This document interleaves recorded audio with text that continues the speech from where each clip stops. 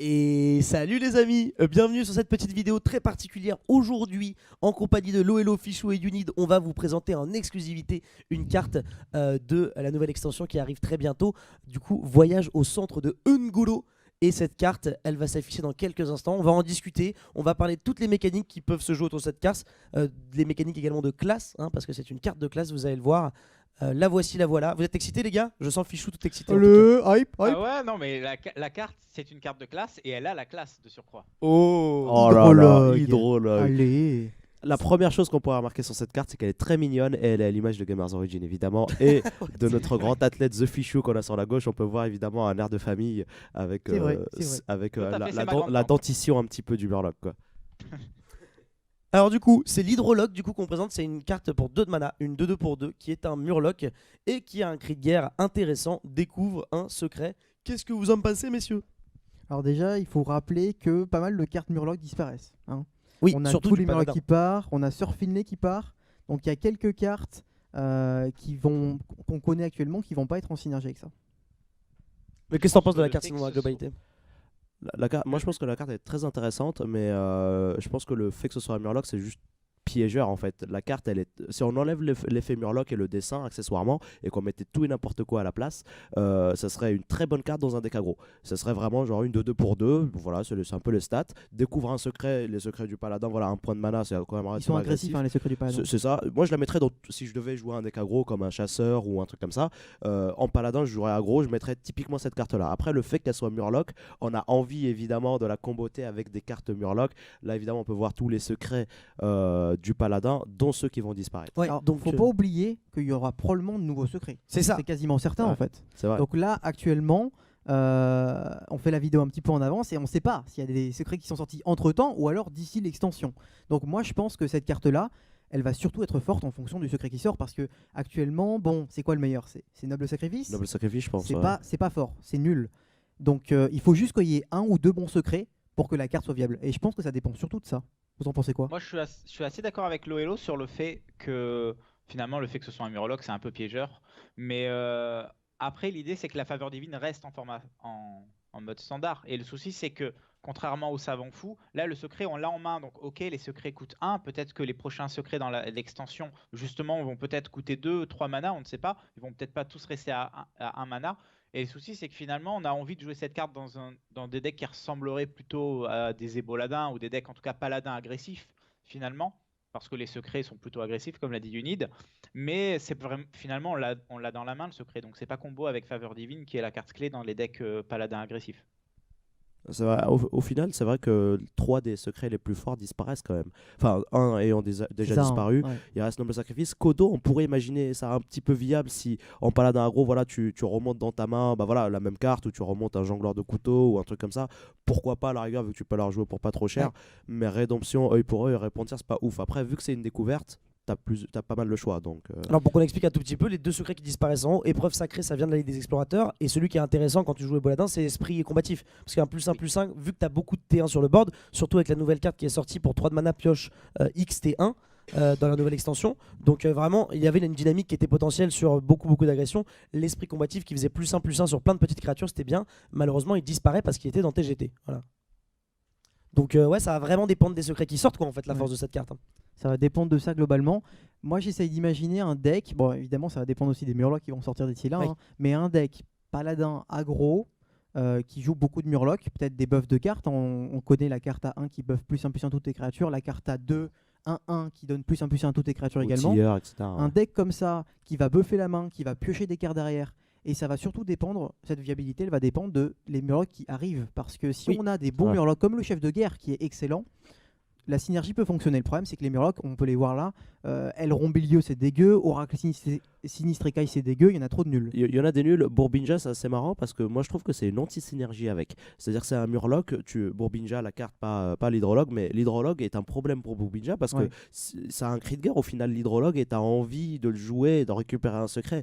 Et au final, sur Bourbinja, tu préfères avoir un chef de guerre ou le Murloc charge, évidemment, Ouais, le t'as envie guerrier. d'avoir des passifs ou C'est des ça, charges. C'est ça. Un cri de guerre, malheureusement, ça va enlever la synergie. Mais est-ce que c'est possible de jouer cette carte-là dans un deck qui ne joue pas de secret? Juste parce que c'est un Murloc qui va donc avec la Bah, synergie je- des Murlocs.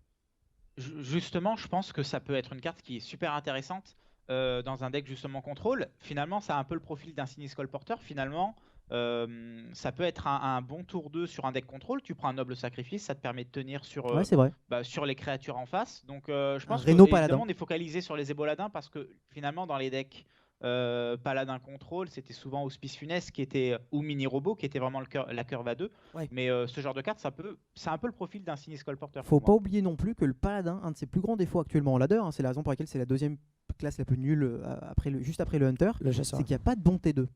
Le seul truc que tu peux jouer autour d'eux, c'est l'hospice funeste. Si jamais il meurt, t'as perdu la game. Là, C'est on ça. a un machin. C'est vrai. Il est viable. Il ramène un secret. Le secret, c'est un effet de surprise. Il peut être noble sacrifice ou rédemption. Ça peut vraiment être fort. À rédemption sur Tyrion, si tu le gardes et que t'as un Rédon, ouais, enfin, tu vois, c'est un carrément. secret que tu peux récupérer qui peut créer la surprise, quoi. Donc c'est un bon T2. Et en plus de ça, si jamais il n'est pas géré, tu peux arriver sur un T3 chef de guerre Murloc qui va le buffer. Du coup, c'est une réelle menace en fait. C'est un peu la créature avec laquelle tu dois interagir. Tu peux pas l'ignorer. Je suis totalement d'accord. Moi, quand j'ai vu la carte la première fois, je l'ai directement assimilé un petit peu au colporteur du démoniste. Pour moi, c'est exactement le même format. Je la trouve quand même peut-être un peu moins forte que, comment ça s'appelle, le guerrier blindé, le robot mini blindé, robot blindé. Ouais, le mini robot du blindé. paladin avant qui était très fort en tour 2. Comme tu disais, il n'y a plus de tour 2 en paladin qui soient très très forts. Moi, je trouve que c'est comme colporteur. Peut-être on est un petit peu mieux parce que colporteur, au final, tu as quand même pas mal de cartes très mauvaises dans les secrets.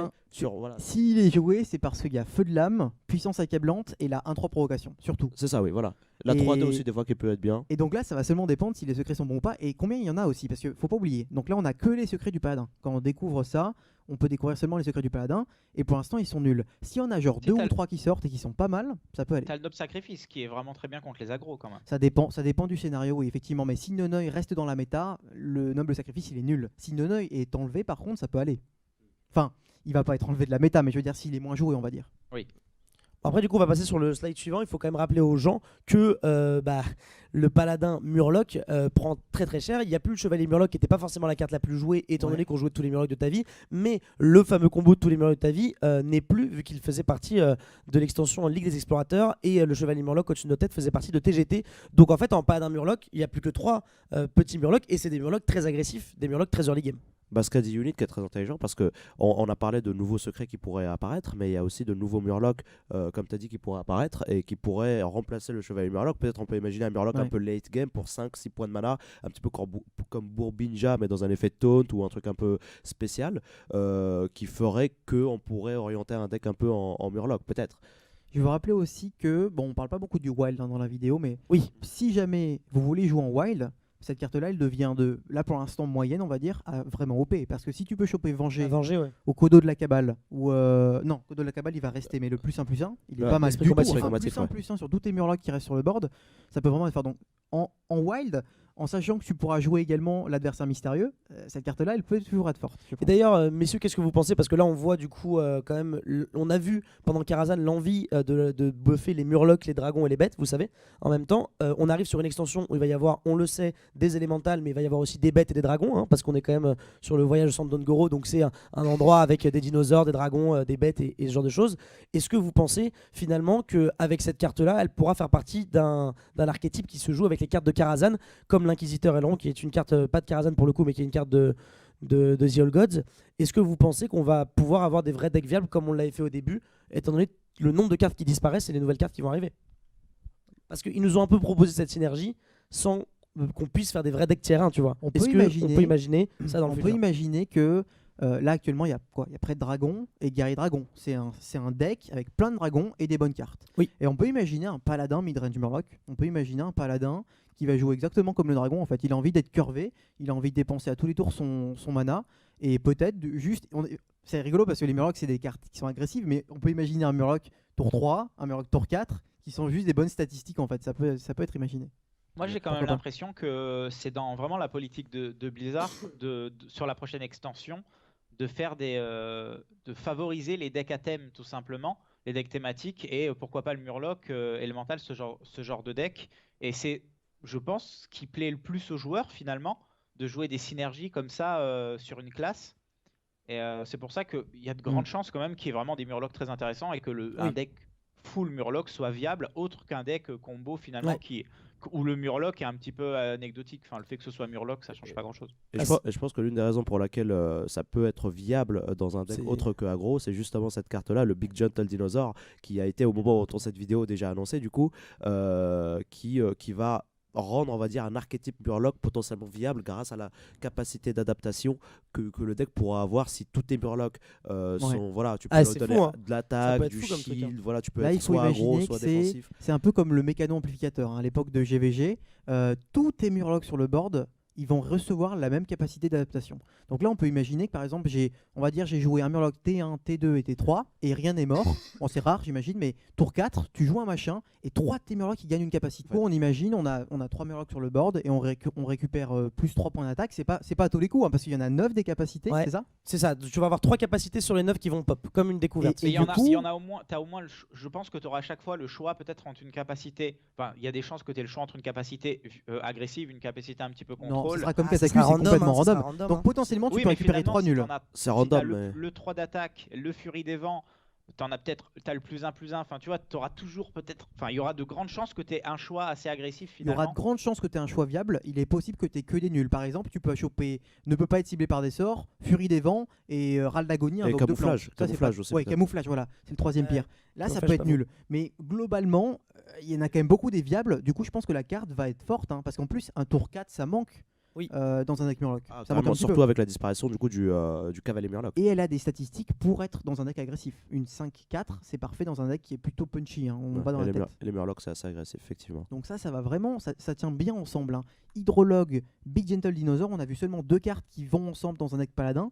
Pour l'instant, ça annonce du lourd quand même. Oui, puis il y a le chef quand même Murloc qui reste dans la méta. Oui, c'est ça, le Oui. chef Murloc qui reste dedans. Ça, c'est important. Ça remplace le T4 qui, comme le disait le Hello, pouvait être la 3-4 qui donne des Murlocs pour Hero Power. C'est intéressant. Je sais pas ce que c'est la carte Poison Spit. C'était- Poisonous, c'est C'est quoi, Poisonous c'est en gros, c'est comme le serpent ou Contact le cobra. mortel. Ah ok, quand t'attaques, tu as une attaque mortelle. ça. Très bien. Les deux cartes du coup qu'on a connues pendant une méta qui était vraiment très très intéressante, la fameuse gardienne de secret T1 into double secret et T6 adversaire Le bon mystérieux. sapin. Donc l'adversaire mystérieux disparaît, par contre la gardienne de secret reste et est en synergie avec Hydrologue parce que ça fait un secret en plus qui peut la booster. C'est ça, et ça correspond totalement à l'idée de la carte qui serait un petit peu agressive, je pense, où tu as envie de jouer Gardienne de Secret tour 1 et pourquoi pas piécer tour 2, Hydrologue Ouais. et tout directement un Noble Sacrifice, le protéger ou des trucs Ouais. comme ça. On peut voir des combinaisons très agressives ou double Gardienne de Secret tour 1. Enfin, on peut imaginer pas mal de choses. Le problème, c'est est-ce que tu as envie de jouer de base des secrets dans ton deck si tu joues un Oui, deck aggro? ça c'est ce qui est un petit peu compliqué. Voilà, parce que Secret du Paladin c'est nul et au final ça te vide ta main trop vite. Et si tu joues Gardienne des Secrets et que tu as que Hydrologue en secret, c'est pas forcément très fort. Donc je vois un petit problème là, mais sinon je pense que ça correspond à l'idée de la carte aggro, quoi. À mon avis, il y a un bon package. On a la faveur divine qui consiste à donc jouer plein de cartes pas chères et ensuite remplir ta main. Et on a également je sais plus comment elle s'appelle, l'hymne de quelque chose. Ouais, la carte Qui a 3 trois qui mana, ramène tous les plein de un. Pioche points. 3 créatures à 1 mana. Et Ouais. donc si tu joues ça, en main de départ, on peut imaginer ta gardienne, un secret. Hop, au tour 3, tu fais la faveur divine, tu remplis ta main à nouveau. Ça va bien ensemble. Ça va vraiment bien ensemble. Par contre, l'adversaire mystérieux n'existe plus. Ouais, et l'adversaire mystérieux qui mystérieux était- n'existe plus, mais finalement, le souci de la gardienne, c'est que elle a jamais vraiment beaucoup été jouée parce que ça t'obligeait à jouer plein de secrets dans ton deck. Et comme l'a dit Loello, bah, les secrets ils sont tous pourris pour la plupart. Donc c'est vrai qu'avec un hydrologue, bah, tu peux te permettre de jouer un petit peu moins de secrets, donc finalement de pas trop déstabiliser ton deck. Et à côté, tu as l'hydrologue qui va quand même booster la gardienne. La gardienne, finalement, à partir du moment où déjà tu joues un secret, elle est 2-3 pour 1, c'est super intéressant. Elle est déjà rentable. Sur un secret seulement, elle est déjà rentable. Le problème, c'est que quand on n'aura pas, ça sera une carte qui sert à rien dans ta main. Mais tu peux quand même la vider. Tu peux quand même vider ta main rapidement et piocher avec 4 cartes dans ton deck, les faveurs et les hymnes. Donc c'est pas mal. Et du coup, on va passer sur, je crois, l'avant ou le dernier slide, et c'est l'informateur des bas-fonds. Alors Ah. pourquoi? Parce que du coup, elle fait partie de la classe des dessoudeurs, et on pourra découvrir l'hydrologue sur cette carte. Une découverte qui sera intéressante quand on est chasseur, parce que j'imagine que après, quand on la rejoue, on a la possibilité de trouver un des secrets chasseurs. On va découvrir un secret chasseur. Évidemment, en paladin, ça vous fait un hydrologue de plus, et en guerrier, on la choisira rarement, parce qu'il n'y a évidemment pas de secret en guerrier. Vous en pensez quoi du coup de cette possibilité de choper en fait en chasseur cette carte qui peut être intéressante?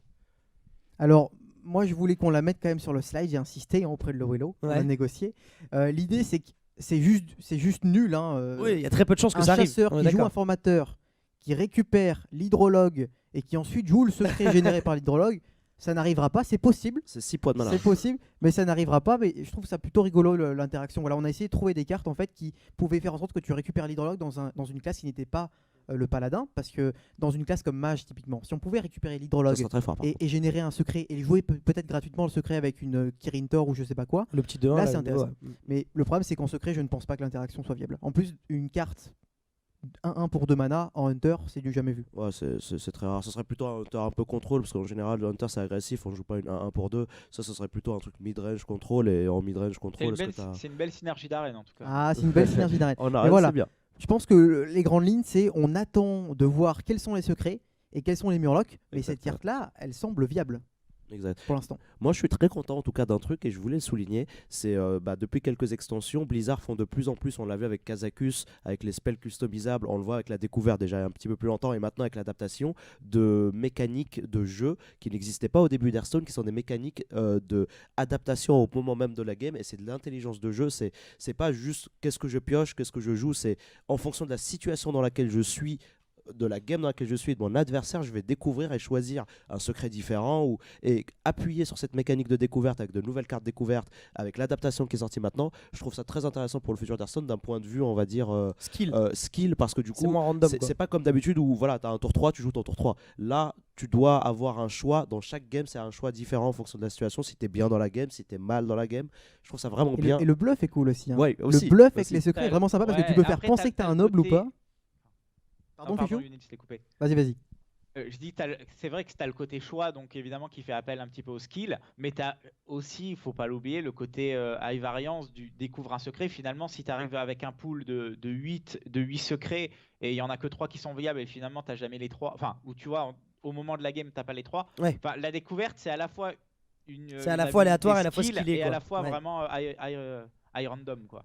Mais l'avantage qui est intéressant, c'est dans Hearthstone, là où on va avoir le plus de skill et là on va avoir le plus de est-ce qu'un joueur est bon ou est-ce qu'un joueur l'est moins, c'est quand il y a une décision à faire. Et c'est vrai que cette découverte et toute même l'adaptation, c'est un nouveau choix. Et en fait, pour le coup, ces choix ils sont très discutables parfois. J'ai l'impression que entre prendre +1/+1 et Steals, tu vois, c'est selon ce que va avoir ton adversaire, ça peut tout changer, tu vois. Donc c'est vrai que ça rentre encore des dynamiques de skill qui sont un peu plus intéressantes que juste ah bah tiens, il y a un rip-up d'un shredder, quoi. Donc ça change un petit peu de la RNG, c'est une nouvelle forme de mécanique de jeu et c'est vrai que c'est intéressant que ce soit l'adaptation ou la découverte qui sont d'ailleurs, la découverte c'est, on peut le dire, hein, c'est celle qui marche le mieux aujourd'hui dans Hearthstone, des nouvelles mécaniques qui sont arrivées post C'est la TGT. plus agréable, oui. Ouais, La découverte, c'est vraiment agréable. C'est parce que c'est aléatoire, vu que c'est découverte, mais c'est semi-aléatoire parce que tu as quand même un petit choix à faire. Et au final, ça, je pense, ça va être comme Finlay, tu vois. Genre Finlay, malheureusement, heureusement, quand même, les chamans, ils ont très souvent. Les chamans et Démonistes. Warrior Face, ils ont très souvent démonistes ou chasseurs, tu vois, en pouvoir héroïque. Bah là, c'est très souvent quand même que le mec, il va avoir noble sacré. Enfin, tu vois, genre, tu as un choix à faire. Au final, tu en as sur, on va dire, 6 secrets, peut-être 9 secrets si on s'en rajoute. Ouais, tu auras tout le temps le meilleur. Voilà, hein, tu auras de toute toujours, Ouais. voilà, soit le meilleur, soit tu auras 2 meilleurs ou 3 meilleurs et tu auras très souvent le choix de le prendre quand même. Tu De vois. toute façon, honnêtement, je les vois pas sortir plus de 2 secrets. Parce que là, on a vu, il y en a 2 qui ont sauté, en plus du Venger. C'était 1 par extension. Là, c'est une extension. Je les vois pas sortir plus de 2 secrets paladins d'un façon. coup. Ouais, ça va être 2 max. C'est ça. Pour le paladin seul, ça va être 2 max, je pense. Donc voilà. En tout cas, on espère que cette vidéo vous a plu. On est extrêmement content d'avoir eu l'exclusivité de vous présenter cette carte. Merci beaucoup à Blizzard de nous l'avoir permis. On espère qu'on jouera tous l'hydrologue dans notre deck. On n'aura pas le choix. Donc on jouera tous Paladin. En espérant que Paladin redevienne une classe un peu plus forte que ce qu'elle n'est aujourd'hui. Merci beaucoup. Je vous laisse le mot de la fin, messieurs. Dernière phrase pour décrire l'hydrologue et ce que vous pensez de cette belle carte. Moi je trouve ça très cocasse que dans une extension de dinosaures, les Murlocs soient le deck le plus fort du jeu. Mais j'ai hâte de voir ça. En tout cas, cette carte me hype particulièrement. Et puis, hâte que cette extension sorte, quoi. On a une synergie Murloc qui arrive, peut-être une synergie bête. Bon, les dragons ils disparaissent un petit peu, hein, vu qu'il y a le Mont Roche Noir qui se casse. C'est ça. Mais je pense que pour l'instant, ouais, on a déjà 2 familles qui arrivent. Et les Murlocs, c'est un style de jeu qui est plutôt rigolo, je trouve. Hein. Le Paladin Murloc actuellement, c'est un deck qui est vraiment fun à jouer, qui est très très sympa. S'ils peuvent devenir viables, ces Murlocs-là, ça va être cool, je pense. Moi, je me demandais, Hydrologue, c'est parce qu'il est fan des hydres ou parce qu'il se bourre la gueule à Allô. l'hydromel? Ouais, je pense que c'est la deuxième. Merci Vu beaucoup. les deux. vu la tête, c'est une Girl Scout, un truc comme ça. Je pense que c'est une scientifique. Donc ça devrait pas être l'alcool, Ok. à mon avis. Du coup, on se fait dévalider la vidéo là-dessus. En tout cas, merci beaucoup d'avoir regardé et à bientôt. Portez-vous bien. Salut les amis.